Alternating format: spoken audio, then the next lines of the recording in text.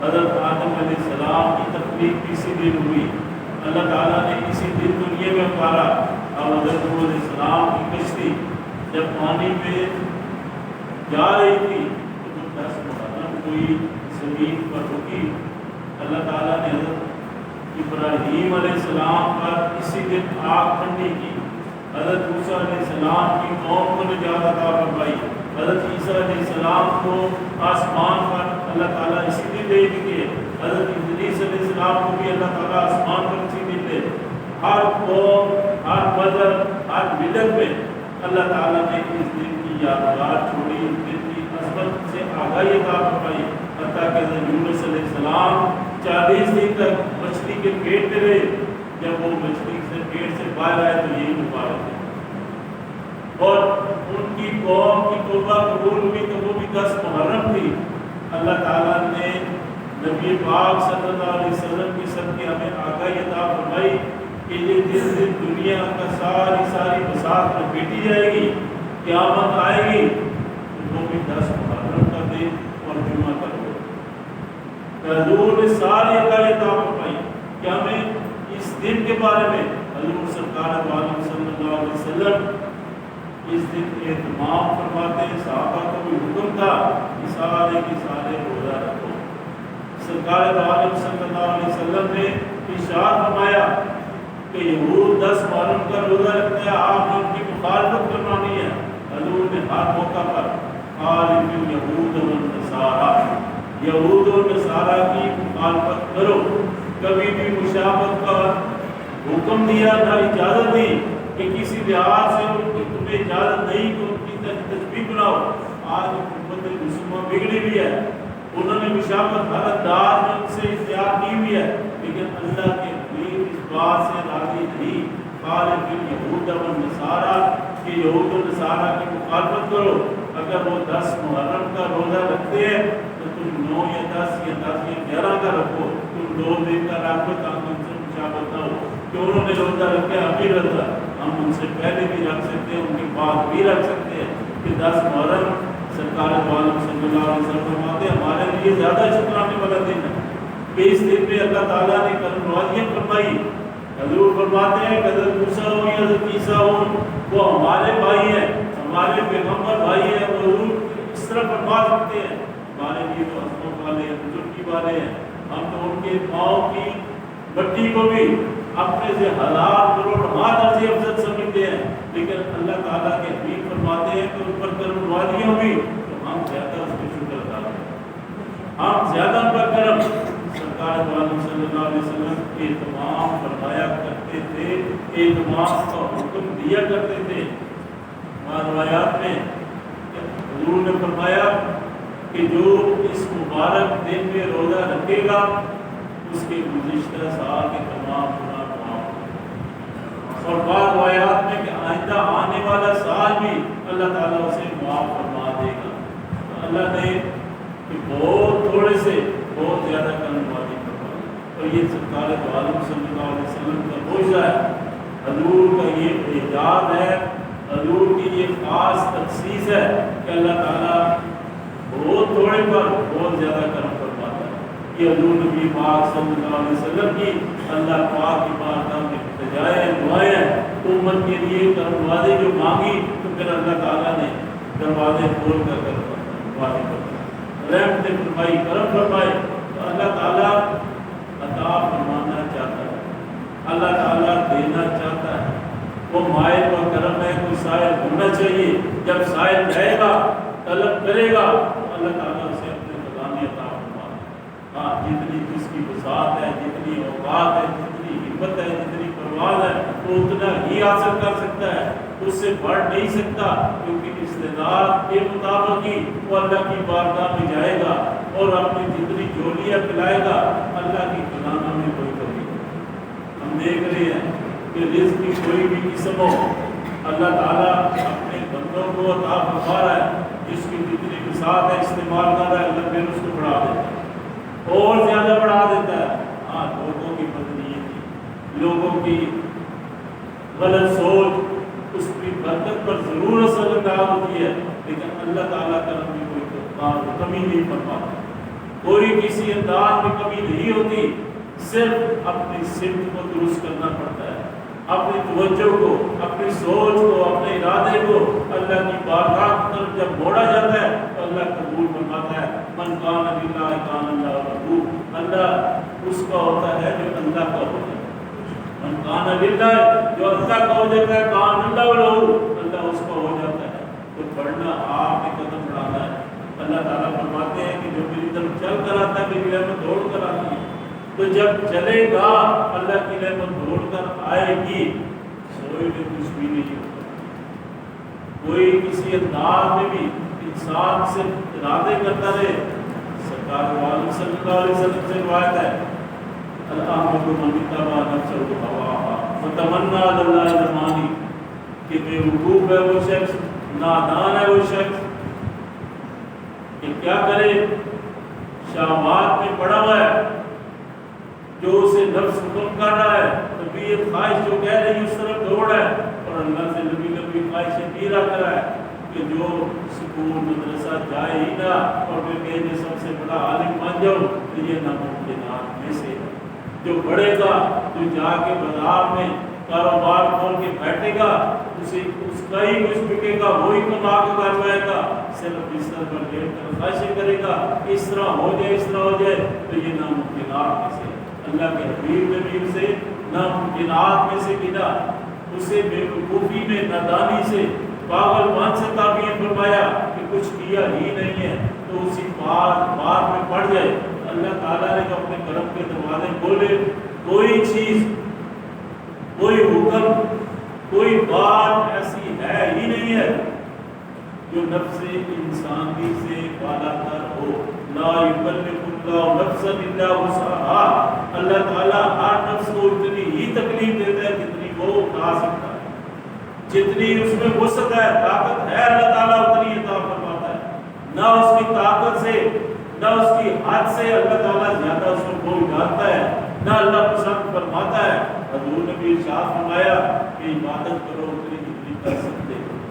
حضور فرماتے ہیں میں بھی اپنے دن کے 3 حصے کر لیتا ہوں، اپنے اہل و یار کے لیے، لوگوں کے لیے اور اللہ تعالیٰ کی عبادت کے لیے، لیکن حضور کے تینوں معاملے بھی اللہ واسطے ہی ہوتے ہیں۔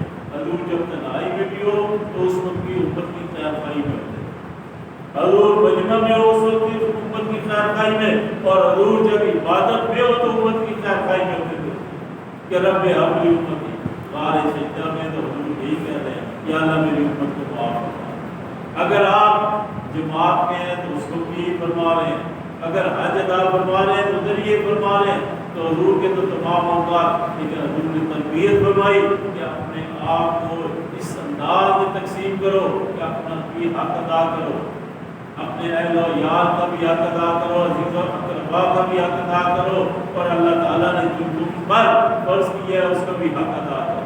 جب یہ سارے معاملات درست ہو جائیں گے تو وہ متوازن شخصیت بنے گا، وہ ایسا شخص بنے گا کہ اللہ کا حکم مان رہا ہے۔ حضور نے فرمایا جیسے لگا علیہ کا حق، تو ان پر تیرے جسم کا بھی حق ہے، تیرے اہل و یار کا بھی حق ہے۔ تو معاملات سارے کریں گے تو اللہ تعالیٰ تکلیف اتنی ہی دیتا ہے جتنی کوئی پا سکتا ہے۔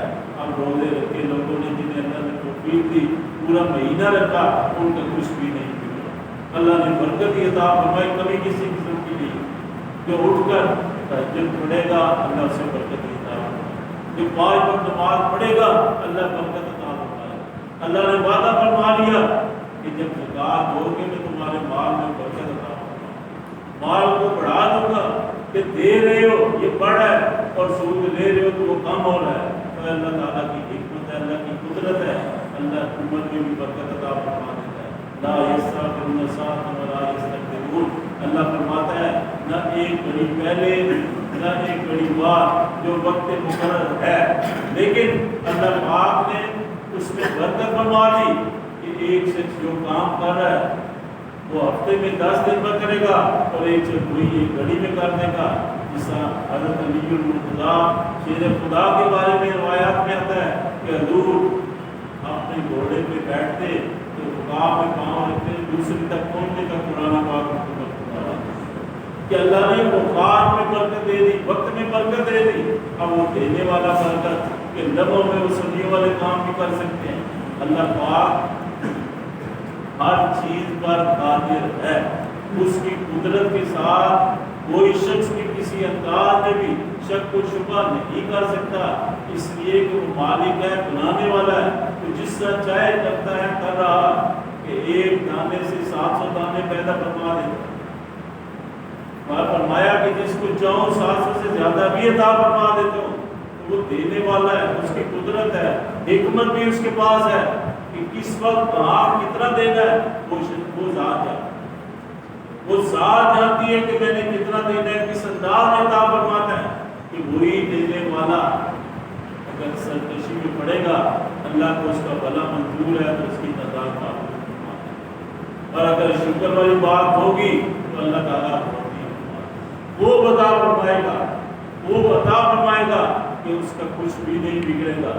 اس لیے کہ اللہ کی تائید بھی اس کے پیچھے ہے، اس کی توفیق بھی پیچھے ہے. اللہ تعالیٰ نے حضور ارشاد فرماتا ہے لِكُلٍّ مُيَسَّرٌ لِمَا خُلِقَ لَهُ. ہر شخص کے لیے وہ آسان فرما دیا جاتا ہے جس کے لیے وہ پیدا کیا ہے. تو جب اللہ تعالیٰ اس کام کے لیے ہم نقل ضرور کریں گے، اس بات میں کریں گے کہ اللہ نے کسی کو توفیق عطا فرمائی ہے کہ وہ عبادت کر رہا ہے، کوئی نقل کرنے کی کوشش کرے، تلاوت کی کرے. حضور نے ارشاد فرمایا کہ کسی سے لفظ بالکل قریب ہے، رشک اور حسد والی بات. حضور نے فرمایا کہ 2 بندوں سے حسد ہو سکتا ہے، رشک ہو سکتا ہے 2 بندوں سے. ایک بندہ وہ جس کو اللہ تعالیٰ نے مال عطا فرمایا اور وہ اللہ کے راستے میں خرچ. آپ بھی رشک کرو کہ اللہ نے ان کو عطا فرمایا، مجھے بھی یہ ہو سب کچھ. اور دوسرا فرمایا جس کو اللہ نے قرآن عطا فرمایا وہ پھر اس کی تلاوت عطا پڑھتا ہے، تلاوت کرتا ہے، تو اس پر ضرور رشک کرنا چاہیے کہ اللہ نے بھی کتنی عظیم الشان چیز عطا فرمائی، کتنی کرم نوازی ان پر فرمائی.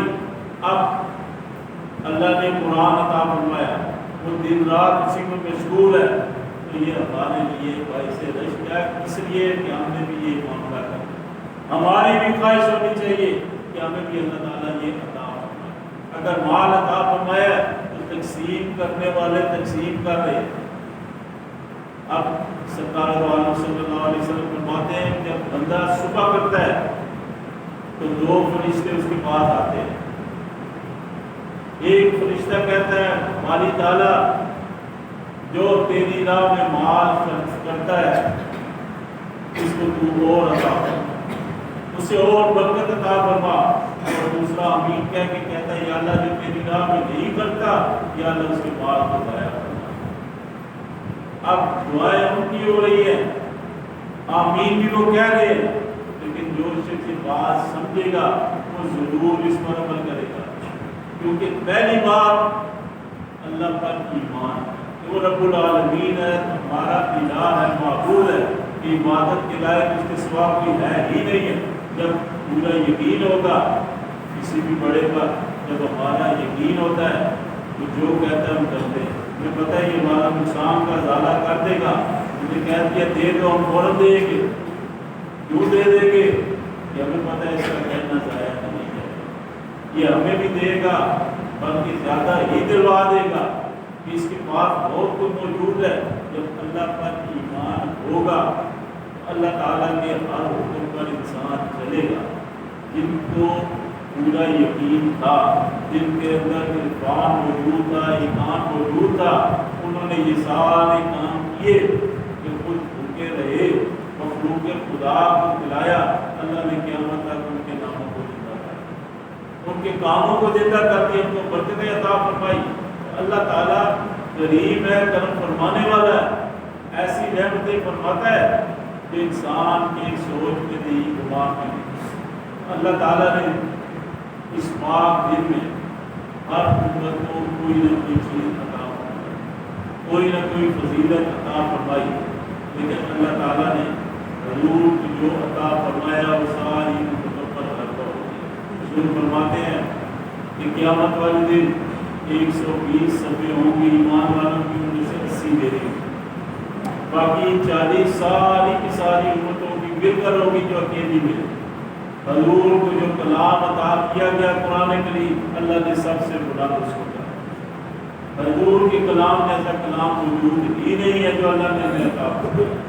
نبی پاک صلی اللہ علیہ وسلم کو جو عظمت عطا فرمائی گئی اور افعال کا ذکر کا جو حضور کو تاج بنایا گیا وہ کسی کے نصیب میں نہیں ہوا. حضور کی شان، حضور کا چرچا بہت بلند ہو رہا ہے، ہوتا رہے گا. لیکن کہنے والے جو مرضی کہیں گے، اللہ تعالیٰ ایسے اسباب پیدا فرماتا ہے کہ حضور کی شان بلند سے بلند ہو.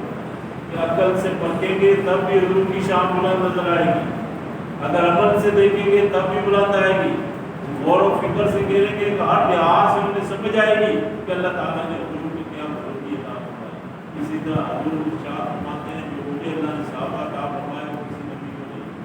جو حضور کو آل پاک عطا کی گئی اس طرح کی آل پاک کسی امت کو نہیں، کسی نبی کے پاس اس طرح کی آل نہیں ہے جو حضور سرکار کے عالم صلی اللہ علیہ وسلم. حضور فرماتے ہیں سارے کے سارے نسب قیامت والے دن منقطع ہو جائیں گے الا نسب، سوائے میرے نسب کہ جو میرے رشتے والے ہیں وہ سارے کے سارے قیامت والے دن بھی میرے رشتے والے ہی ہوں گے. تو اللہ تعالیٰ نے بلندی عطا فرمائی. پھر اس دن میں اللہ تعالیٰ نے حضور سرکار عالم صلی اللہ علیہ وسلم کے پاک اور محب اور محبوب نواسے پر ایسے احکام میں شہادت عطا فرمائی کہ اس کی تاریخ انسانیت میں مثال کی نہیں. کہ خود بھی، اہل و عیال بھی، بچے بھی سب ظلم کے سامنے، جبر کے سامنے موجود ہیں اور اٹھ بھی نہیں کرتے. اپنی جان بھی سکون کی، شیر خار بچوں کی جان، جوان بچوں کی جان اللہ تعالیٰ کے حوالے کی اور ایسے انداز میں کی کہ وہ قیامت تک سرخرو ہوئے. اللہ تعالیٰ نے بلندی عطا فرمائی. حضرت شاہ عبدالعزیز مقدس دہلوی رحمۃ اللہ علیہ فرماتے ہیں کہ حضرت امام حسین رضی اللہ تعالیٰ عنہ کی شہادت یہ حضور سرکار دو عالم صلی اللہ علیہ وسلم کی خواہش مبارک تھی. حضور نے انہیں اپنا بیٹا فرمایا، صرف فرمایا کہ میری اولاد ہے. اولاد فرما کر حضور انہیں کانوں پر سوار گھر کی سواری بنایا، سیر کرایا کرتے. حضور انہیں اپنے ساتھ نپٹاتے. سرکار دو عالم صلی اللہ علیہ وسلم خطبہ ارشاد فرما رہے ہیں تو چھوٹے بچے ہیں گر گر کے آگے آ رہے ہیں. حضور نے خطبہ موقوف فرما کر انہیں اٹھا لیا. حضور سجدے میں کمر پر سوار ہو جایا کرتے. حضور سرکار دو عالم صلی اللہ علیہ وسلم ان کی خوشبو سونگا کرتے تھے. فرماتے ہیں کہ جنت کے پھولوں میں سے پھول. فرمایا کہ یہ میرے دونوں بیٹے جنت کے جوانوں کے سردار ہیں. لیکن حضرت شاہ عبدالعزیز مقدس دہلوی رحمۃ اللہ علیہ فرماتے ہیں کہ حضور دعا فرمایا کرتے تھے، خواہش فرمایا کرتے تھے لَمَدِدْتُ أَنْ أَمُوتَ فِي سَبِيلِ اللَّهِ، میری خواہش ہے کہ میں اللہ کے راستے میں مارا جاؤں. ثم احیا، پھر مجھے زندہ کیا جائے. ثم اموت، تو پھر میں مار جاؤں. تو حضور کی خواہش اللہ پاک نے ان پاک نواسے میں پوری فرمائی کہ اللہ تعالیٰ نے وہ خواہش جو حضور نے اپنی ذات کے لیے کی، حضور کے جن کو آپ بیٹے فرمایا، حضور نے ارشاد فرمایا کہ یہ دونوں میرے بیٹے ہیں، حسین بن ایمان بن حسین. یہ میں ہوں اور یہ مجھ کو اگر دیکھنا ہے تو اس میں دیکھ لو. اور حضور سرکار دو عالم صلی اللہ علیہ وسلم کا یہ اعجاز ہے کہ اللہ تعالیٰ نے دونوں بھائیوں میں حضور کی جسمانی مشابہت کی عطا فرمائی. حضرت علی المرتضیٰ، حضرت صدیق اکبر رضی اللہ تعالیٰ عنہ جن کی شان اللہ تعالیٰ نے بلند فرما دی ہے. تمام امتوں میں انبیاء کے بعد حضرت صدیق اکبر کی شان ہے. کوئی بھی کتا کسی انداز میں موقع ان کی شان میں کبھی نہیں آ سکتی کہ اللہ تعالیٰ نے حضور کے پہلو میں جگہ عطا فرمائی ہے. ہم وقت وہاں درود السلام آ رہا ہے جن سے وہ بھی پیدا ہوتا ہے، ان کی بلندیاں ہو رہی ہیں. حضرت صدیق اکبر، حضرت علی المرتضیٰ نماز پڑھ کے باہر نکلے، حضرت امام حسن باہر پھیر رہے تھے. حضرت صدیق اکبر نے انہیں اٹھایا اور مسکرانے لگے. فرمایا علی یہ تو حضور کی مشابہت تمہارے بالکل مشابہ نہیں ہے. تو وہ بھی مسکرانے لگے. وہ تو آپس میں بھائی تھے. جو چاہتا ہے اپنے مفاد کے لیے انہیں تو کمی بیشی کرے تو یہ ناممکن ہے کہ اللہ نے عزت دے دی. ان العزت للہ ولرسولہ وللمؤمنین، یہ مومنوں کے لیے عزت ہے یا اللہ کے رسولوں کی یا اللہ پاک کی عزت کی مستحق یہی ہے. جو شخص بھی کردار کے پورا جب اترے گا تو بات کے بدل ہوگی جس کا کوئی کردار ہی نہیں ہے، کوئی شکل و صورت ہی نہیں ہے، کسی لحاظ سے ان کی کوئی شان ہے ہی نہیں، وہ بکواس کرے تو اس کی بکواس میں کوئی مدت ہے ہی نہیں۔ وہ یہ ہے کہ ہمارا خدا بونکتا ہے بونکتا رہے۔ اللہ تعالیٰ نے جنہیں عظمت عطا فرمائی ہے ان کی شان میں کوئی کمی نہیں کر سکتا۔ اللہ تعالیٰ نے نبی پاک صلی اللہ علیہ وسلم کو شان عطا فرمائی۔ حضور نے اپنے اہل بیت کے بارے میں ارشاد فرمایا، صحابہ کرام کے بارے میں ارشاد فرمایا، اب تیسری بات موجود ہی نہیں۔ جنہیں اللہ نے عزت دی، اللہ کے رسول نے عزت دی، ان کی عزت میں کوئی کمی نہیں کر سکتا۔ سرکار عالم صلی اللہ علیہ وسلم ایک جگہ تشریف فرما، آپ کے سامنے ایک بدبخت حضرت صدیق اکبر کے بارے میں نازیبا باتیں کہنا شروع ہو گیا۔ جب حضور نے وہ باتیں سنی تو حضور مسکرانا شروع ہو گئے۔ وہ باتیں کرتا گیا، حضور مسکراتے رہے۔ حضرت صدیق اکبر کو بعد میں غصہ آیا کہ یہ کیا بک بک لگا رہا ہے۔ انہوں نے جواب دیا تو حضور نے ناگواری کا اظہار فرما کر اٹھ کر چلے گئے۔ تو حضرت صدیق اکبر بھی پیچھے گئے، پوچھ رہے یا رسول اللہ وہ جتنا میرے بارے میں نازیبا باتیں کہہ رہا تھا آپ مسکرا رہے تھے، اور جب میں نے جواب دیا تو آپ اٹھ کر آ گئے اور حضور نے ناپسندیدگی کا اظہار بھی فرمایا۔ تو حضور نے فرمایا کہ جتنی دیر وہ تیرے بارے میں بکواس کرتا رہا تو خاموش رہا، اللہ کے فرشتے تیری طرف سے جواب دیتے۔ جب آپ نے جواب دیا اللہ کے فرشتے خاموش ہو گئے تو میں بھی اٹھ کے آ گیا۔ تو جب ان کے بارے میں کچھ کہے گا تو اللہ تعالیٰ جواب دے گا، اللہ کے فرشتے جواب دیں گے۔ لیکن ہمارے وہ مائی باپ ہیں، ہمارے بڑے ہیں، ہمارے ہر لحاظ سے قابل عزت قابل احترام ہیں، لیکن ہم کبھی کسی کو اجازت نہیں دیں گے کہ ان کی شان میں کوئی بات ایسی کرے، ان کے بارے میں کوئی غصہ ہی کرے، کوئی نازیبا الفاظ استعمال کرے کہ اللہ تعالیٰ نے انہیں عزت عطا فرمائی کہ وہ نبی پاک صلی اللہ علیہ وسلم کی سنت مبارک ہے۔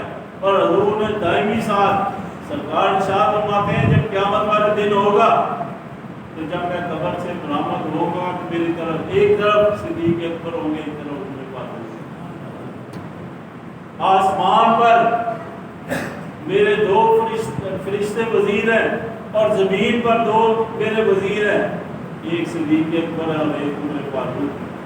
سرکار دو عالم صلی اللہ علیہ وسلم وہ پہاڑ پر تشریف لے گئے۔